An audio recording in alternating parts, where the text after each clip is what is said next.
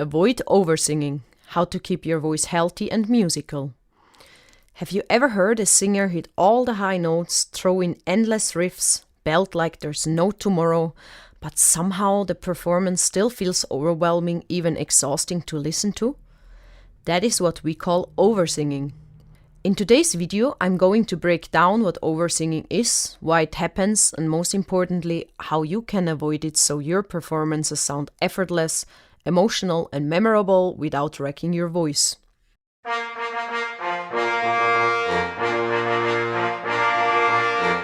What is oversinging? Oversinging happens when a singer pushes their voice beyond what's musically or technically necessary. It's when vocal power runs or embellishment starts overpowering the song itself. It can take several forms: belting higher or louder than it is comfortable, adding too many vocal runs and riffs, straining to hold long notes for show, or singing with unnecessary force instead of controlled resonance. The problem? Even if the audience is impressed at first, the performance can lose its emotional connection, and worse, it can cause serious strain on your voice over time.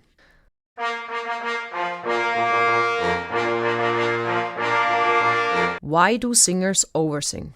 Oversinging usually comes from a mix of emotion, adrenaline, and sometimes insecurity. Here are the common triggers. Trying to impress. Especially in competitions or auditions, singers push their limits to stand out. Then of course there's the adrenaline rush. Live performances can make you sing louder and harder than you practiced. Imitating other singers. Copying big belters without understanding their technique can also lead you to oversing. Lack of trust in the microphone. Some singers feel they have to project without realizing the sound system can do the heavy lifting. Not knowing your limits. Young singers in particular may not have developed vocal awareness yet, which is essential for having a healthy performance.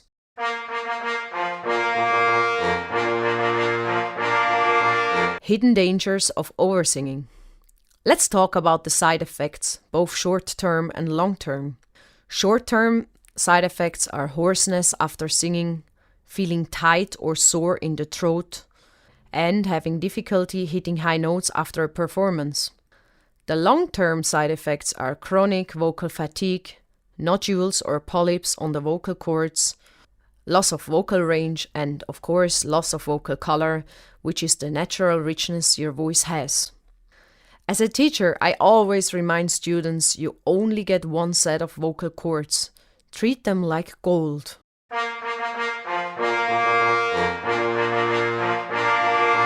How to tell if you're oversinging. Sometimes you might not notice you're doing it in the moment. Here are signs to watch out for. Your face and neck muscles are tense while singing. You can feel your throat tightening. You run out of breath too quickly. The tone of your voice sounds pressed or shouted. And you feel drained after just a few songs. Now I leave Eleonora for 16 seconds and talk to you directly. Here on YouTube we teach state-of-the-art vocal technique. But there is more. There is real magic. Eleonora gives a course called 7 Magical Steps to Beautiful Singing. Stuff you don't see on the internet like this. And you'll get 7 free lessons right from Eleonora's studio. You find the link in the description below. 7 free lessons, 7 magical steps to beautiful singing. Link in the description below.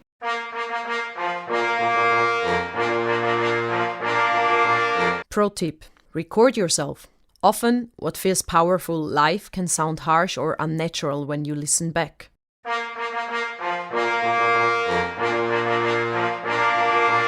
How to avoid oversinging. Practical steps. Step 1. Focus on emotion and not just volume. Your audience connects to the feeling in your voice and not just the power. A whispered, heartfelt phrase can sometimes have more impact than a big belted note. Step 2. Master your breath support. Oversinging often comes from forcing sound without proper breath control. Practice deep diaphragmatic breathing.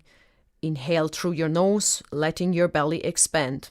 Keep your shoulders relaxed and exhale steadily, supporting the sound like a slow stream of air without pushing. Step 3. Use the microphone properly. You don't need to blast your voice to reach the back of the room. The microphone is your friend. Sing comfortably and let the sound engineer handle volume levels. Step 4. Build range gradually. If you want to belt higher notes, work on it over time with proper technique. Forcing a note you're not ready for is a recipe for strain. Step 5. Limit vocal tricks. Runs, riffs, and big belted moments are like seasoning in cooking. A little adds flavor and too much overpowers the dish. So use them sparingly so they stand out.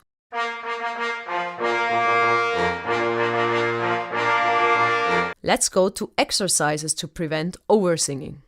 Exercise number 1, speak the song. Sing the lyrics at speaking volume, focusing on clarity and emotional delivery. This helps you learn that expression doesn't require maximum volume. Exercise number 2, the half voice drill. Sing a passage at 50% of your normal power and observe how your voice is changing. This builds control and helps you avoid pushing unnecessarily. Exercise number 3, lip trills on high notes. Doing lip trills or sounds while sliding up to higher notes prevents tension and forces you to use proper breath support.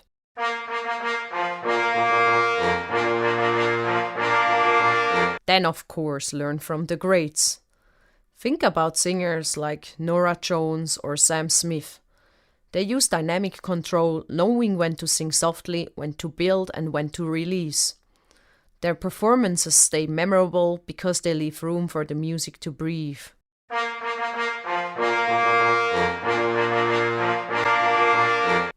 Oversinging in different genres. In pop, people are often tempted to add more riffs or belt every chorus, but instead aim for clean and catchy lines. R&B gospel. Runs are part of the style, but oversinging can happen when every line is filled with melisma. Space creates impact, so use it. Rock. Power is key, but screaming without technique can shred your chords. And of course, classical music. Oversinging here usually means singing too loudly for the acoustic space. Blend with the ensemble.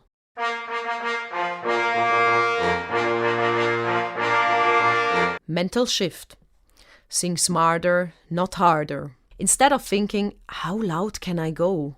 Ask yourself, what's the story of the song?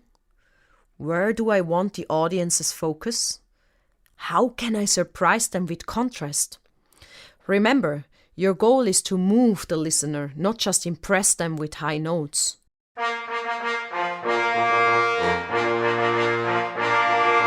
Final takeaways. Oversinging isn't just a technical mistake, it's an artistic choice gone too far. Protect your voice by mastering breath, controlling volume, and respecting your limits. Use big moments sparingly for maximum emotional impact. Your voice is your instrument, play it with care, and it will serve you for a lifetime.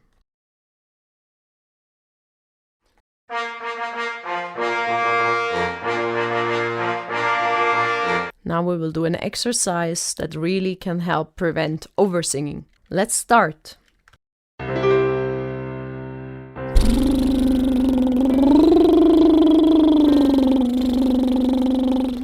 Do it with me.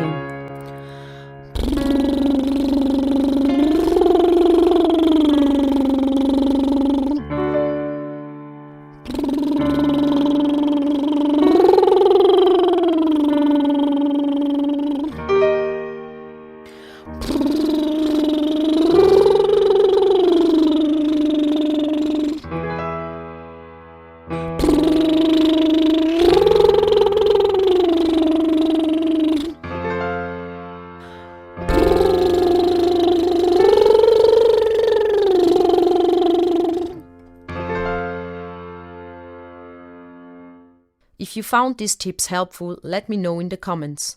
Have you ever caught yourself oversinging or maybe noticed it in other performers? Remember, great singing isn't about doing the most, it's about doing what serves the song best. Let me remind you, there is more than state-of-the-art vocal techniques. There is real magic. 7 magical steps to beautiful singing.